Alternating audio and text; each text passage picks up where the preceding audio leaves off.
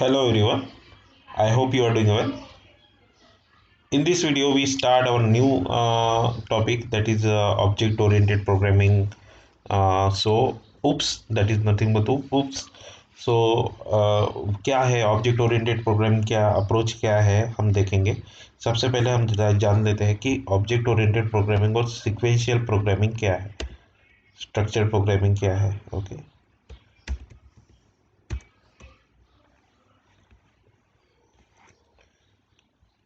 देखिए, एक कोई भी अगर मान लो एक प्रोग्राम है जिसमें कोई मेन फंक्शन है, राइट, और यहाँ पे कुछ फंक्शंस भी हमारे है, राइट, ऐड, मल्टीप्लाई, ओके, इस टाइप के कुछ प्रोग्राम मल्टीपल ये है, राइट। सो ये जो है, ये हम क्या कर रहे हैं, टॉप टू बॉटम अप्रोच है ये, राइट। सो हम इसे कहते हैं सिक्वेंशियल या फिर प्रोसीजर स्ट्रक्चर्ड प्रोग्रामिंग। ओके, इसे हम कहते हैं स्ट्रक्चर्ड प्रोग्रामिंग। ओके, सो इसमें क्या होता है कि जो भी हमारा मेन फंक्शन है उसमें हम एक फंक्शंस बोल सकते हैं या फिर कोई भी एक प्रोसीजर लिखते हैं जिसमें लाइन ऑफ कोड्स होते हैं, मल्टीपल लाइन ऑफ कोड्स होते हैं, और वो उसी को परफॉर्म करता है, राइट। बट यहाँ पे सेकंड एक कंसेप्ट आता है, that is object oriented programming language.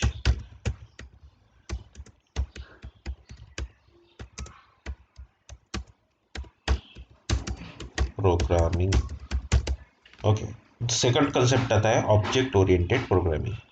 यहाँ पे हम ऑब्जेक्ट्स को लेके प्रोग्रामिंग करते हैं। जैसे कि अगर ये मेन फंक्शन है तो हम क्या करते हैं कि यूज़र डिफाइंड डेटा टाइप, ये ऑब्जेक्ट ओरिएंटेड जो भी हम क्लास वगैरह है, ये क्या है, यूज़र डिफाइंड डेटा टाइप है, राइट। सो हम क्या करते हैं कि एक अलग से एक वेरिएबल डिफाइन करते हैं,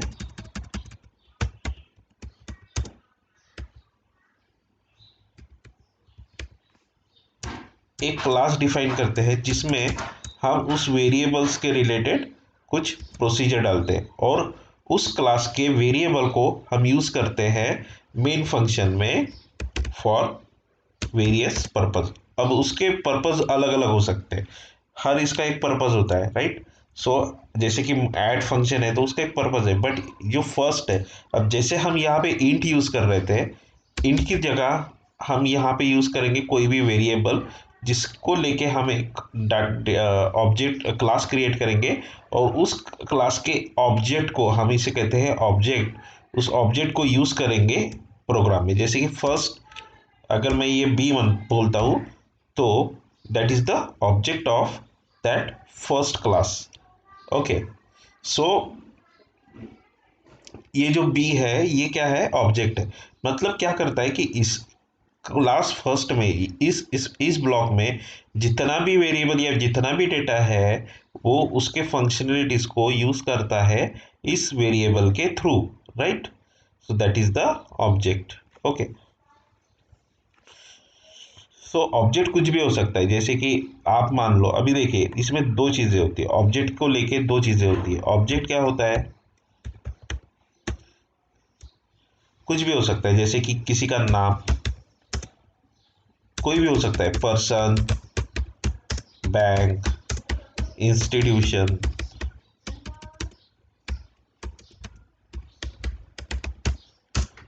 सिटी, ये सब क्या है, या फिर कार बोल सकते हैं, कार, ये क्या है, ऑब्जेक्ट्स है। अब देखिए, पर्सन के, अगर अगर मैं पर्सन क्लास की बात करूँ, अगर मैं पर्सन के बारे में बात करूँ तो उसके जो भी प्रोसीजर होंगे, यानी उसका जैसे कि स्माइलिंग, सिंगिंग, डांसिंग, ये सब क्या है उसके, जैसे वॉकिंग, ये क्या है उसके फंक्शंस है कि ये पर्सन, जो भी मैमल है वो क्या करता है, स्माइल करता है, सिंग करता है, डांसिंग करता है। मैमल मतलब कोई भी इंसान पर्टिकुलरली हम, सो वो क्या करता है, स्माइलिंग करता है, सिंगिंग करता है, डांसिंग करता है, वॉकिंग करता है। सो ये क्या है, उसकी फंक्शनलिटी है। हम क्या करते हैं, जैसे कि हम चलते हैं, बोलते हैं, बात करते हैं किसी से, या फिर या फिर खाना खाते हैं, तो that is the what, that is the functionality. Okay, उस पर्सन की फंक्शनलिटी ये है, राइट। सो अगर मैं पर्सन को बोलूँगा कि पर्सन एक ऑब्जेक्ट है, सॉरी क्लास है।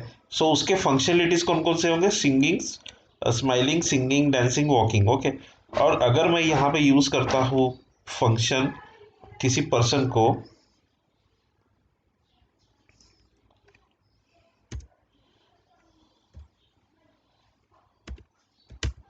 पर्सन कोई अभी अभी करके बोलते हैं, ठीक है, पर्सन अभी, ऐसे अगर मैं बोलता हूँ तो इस पर्सन में कौन कौन सी फंक्शनलिटी होगी, smiling, singing, dancing and walking. So that is the functionality of that person. So ये क्या है, ये है हमारा ऑब्जेक्ट, ठीक है। सो हम इसको टोटली क्या कहेंगे, ऑब्जेक्ट कहेंगे, राइट। और जो पर्सन है, ये क्या है, एक क्लास है, राइट। पर्सन क्लास में अभी नाम का कोई ऑब्जेक्ट है जो कुछ फंक्शनलिटीज परफॉर्म करता है। जैसे कि अगर मैं कार की बात करूं, अगर कार, ठीक है, तो कार क्या कर सकती है, अ, चल सकती है, राइट। It's drive. सो ये क्या है, ड्राइव उसकी फंक्शनलिटी होगी। ओके, सो अगर मैं कहूँगा कार BMW, सो ये तो कार है, लेकिन इसकी मेन फंक्शनलिटी क्या है, ड्राइव करना। Okay, so that is the object of that class. Okay, so ये कार नाम का कोई क्लास है, और BMW अगर उसको यूज कर रहा हूँ मैं कोई नाम से, सो BMW नाम के कार में हम क्या कर सकते हैं, ड्राइव कर सकते हैं। Okay, so that is the object. Okay, object कुछ भी हो सकता है, नाम हो सकता है किसी का, कुछ भी, बैंक हो सकता है, या फिर कुछ भी हो सकता है। Object everything which we can see, और वी कैन लॉजिकली उसको यूज कर सके, तो that is the object. Okay, कोई भी ऑब्जेक्ट। ओके, ऑब्जेक्ट मतलब क्या है कि पर्टिकुलरली उस चीज़ों को एक साथ कंबाइन करना, ठीक है, हर फंक्शनलिटीज को एक साथ कंबाइन करना। So that is the object. Okay, so हमारे डेफिनेशन की तरफ चलते हैं। So object-oriented programming is an approach that provides a way of modularizing program. हम किसी भी चीज़ को जब भी मॉड्यूलराइज करते हैं, मतलब हम उसके वेरिएबल्स और उसके फंक्शनलिटीज को कंबाइन करते हैं, so that time we call that is the object. Okay, so by creating a partition memory area for both data and function that can be used as a template for creating copies of such modules on demand. There are many new concepts associated with oops. Let's understand them. Okay. So objects क्या है? Objects के बारे में और से एक बार जानेंगे. Objects are basic runtime entities. Entities का मतलब होता है कोई भी एलिमेंट, कोई भी element. Okay, in object oriented system they may represent place, person, bank account, table of data, GUI elements like Windows, hardware devices like disk drives, etc. बहुत सारे, ठीक है। हम हर चीज जो हम देख रहे हैं वो क्या है, ऑब्जेक्ट ही है, राइट।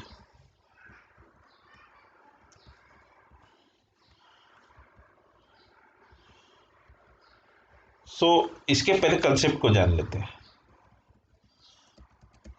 सो ऑब्जेक्ट ओरिएंटेड प्रोग्रामिंग के मेन 4 पिलर्स है। What are they?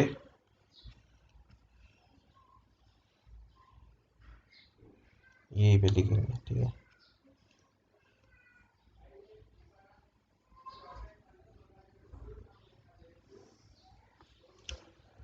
4 pillars of object oriented programming.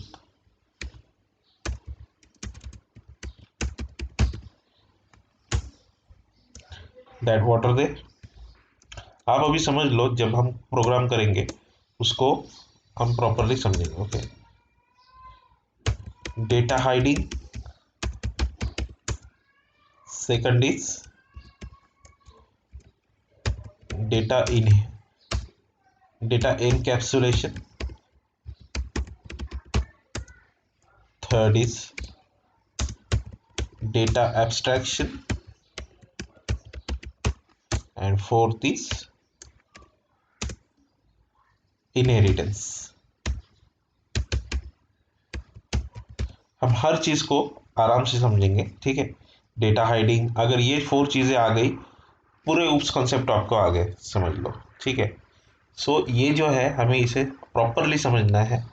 सो देखते हैं हम हर, पहले ये सब चीज़ें हम ओवरऑल देखेंगे, फिर हर चीज़ को हम डिटेल में देखेंगे, ठीक है।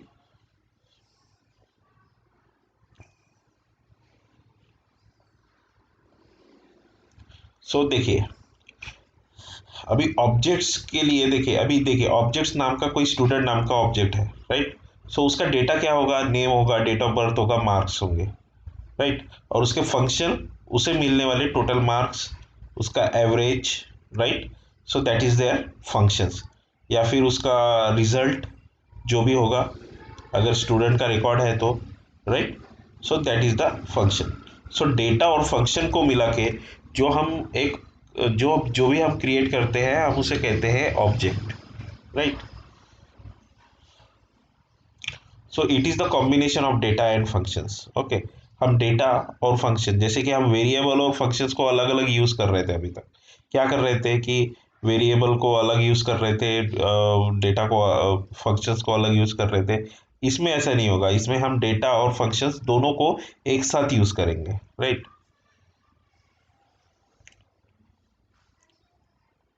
So classes. Object contains data and code manipulate the data. The entire set of data and code of the object can be made a user defined data type with the help of the class. Object are the variable of the type class. Once the class is defined, we create any number of the object belonging to that class. For example, mango, apple, orange are the member of the class fruit.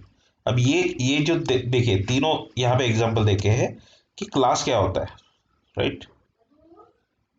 Class कुछ भी हो सकता है, जैसे कि अगर मैं मान लो फ्रूट, फ्रूट नाम का कोई क्लास है। अब इसकी फंक्शनलिटीज क्या होगी, अब इसकी फंक्शनलिटीज होगी जैसे कि ये इसके विटामिन्स, कलर, टेस्ट, ये सब क्या है, उस फ्रूट क्लास के बेसिक फंक्शनलिटीज है। अब हर फ्रूट क्लास का एक बेसिक फंक्शनलिटीज होगा। अब फ्रूट क्लास में बहुत सारे, अब ये फ्रूट क्या है, क्लास हो गया। सो फ्रूट में मैं कुछ भी डाल सकता हूँ, ऑरेंज डाल सकता हूँ, राइट, ऑरेंज, देन मैंगो। अब ऑरेंज एंड मैंगो अगर ये मैं डालता हूँ, अगर एक फ्रूट क्लास है, फ्रूट वेरिएबल में अगर मैं उसे यूज़ करता हूँ ऑरेंज एंड मैंगो, तो उसके फंक्शनलिटीज क्या होंगे, विटामिन, उसमें विटामिन कौन से है, उसका कलर क्या है, उसका टेस्ट क्या है, राइट। सो ये क्या है, उसका क्लास है, और ये जो हमने अभी क्रिएट किया है ये है उसका object. Okay, with the help of this fruit class। Okay, so that is the class। Okay, inheritance is the process which is built by the new class from the old ones। The new classes referred as a derived can inherit the data structures, functions and original classes। Simple meaning होता है inheritance का कि एक चीज से दूसरी चीज में डिराइव होना। अगर मान लो, अभी देखिए यहाँ पे मैं आपको समझा देता हूँ, जैसे कि आपके पापा है, राइट, और आप हो। सो आपके पापा के जो भी हैबिट्स, सो इनहेरिटेंस क्या होता है कि अगर आपके पापा है और आप हो, तो उस आपके पापा के कुछ तो भी कैरेक्टरिस्टिक्स आप में आएंगे। सो दैट इज द इनहेरिट हुआ है आपके पापा से, राइट। सो वो क्या है कि जो भी ओल्डर ओल्डर चीज ओल्डर वन है, उसमें से अगर न्यू वन में अगर कोई चीज आती है, अगर नई पुरानी चीज पुरानी चीजों में से अगर पुरानी जगह उसे सॉरी पूरी पुरानी चीजों में से नई चीज में अगर कोई कैरेक्टरिस्टिक्स आते हैं, so that is inherit from old one. Okay, so that is the inheritance. मतलब एक नई पुरानी चीज से नई चीज में कोई भी उसके कैरेक्टरिस्टिक्स जाना, सो उसे हम कहते हैं इनहेरिटेंस। मतलब एक चीज से दूसरे चीज में ट्रांसफर होना, but condition is that the previous one is the older one. Okay, so that is the inheritance. हम इसको और आराम से समझेंगे जब भी हम उसका प्रोग्राम करेंगे, उसको और थोड़ा पूरी तरह समझेंगे। ठीक है, सो ये है सिंपल ऊप्स कॉन्सेप्ट्स। अगले इसमें हम क्लासेस और ऑब्जेक्ट्स के बारे में जानेंगे, उसका प्रोग्राम करेंगे। राइट, सबसे पहले इसका उसको उसके मेंबर फंक्शंस जानेंगे, मेंबर वेरिएबल्स क्या है वो देखेंगे, और सब चीज़ों को फिर एक बार रिवाइज करेंगे। ठीक है, so today we stop here student, stay safe and good bye.